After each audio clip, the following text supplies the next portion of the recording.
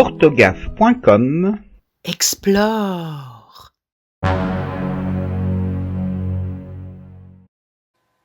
Abscon, la dernière lettre, c'est un S. Oserais-je dire que c'est un petit peu idiot? Une envie bien naturelle de traiter les puristes de vieux.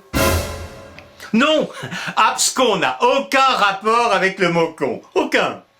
Tout part du latin abscondere, qui signifiait cacher.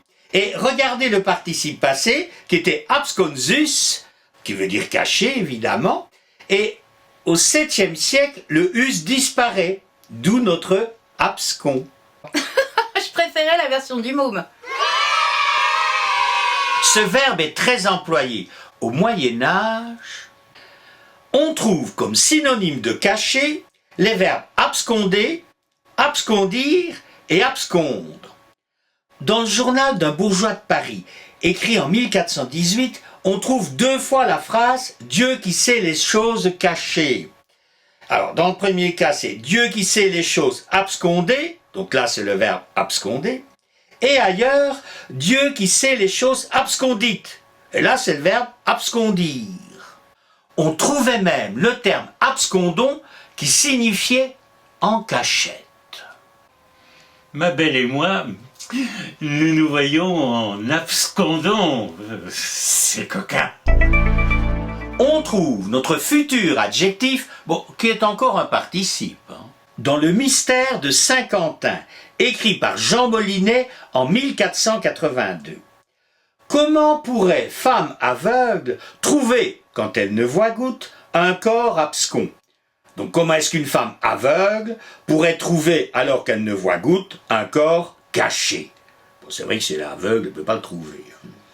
Abscondre, abscondir, absconder. On trouve même absconcer au XVIe siècle. C'était déjà le bordel au XVIe siècle. Ces verbes disparaissent en 1688. Furetière nous dit que le verbe absconcer n'est plus utilisé, pas plus que abscon. Au XIXe siècle, on ne trouve abscon ni chez Littré ni chez Larousse. Visiblement, il est en train de disparaître. Mais l'adjectif abscon continue d'être utilisé comme synonyme de mystérieux et obscur dans l'alchimie. Il retrouvera force et vigueur au XXe siècle pour désigner une chose difficile à comprendre. Abscon, le retour.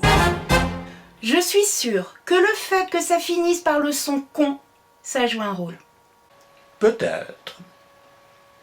L'orthographe est parfois absconce. Avec un tel féminin, on ne pouvait que mettre un S. Eh ben moi, comme féminin, j'aurais préféré abscon. Ça sonnait bien abscon, non?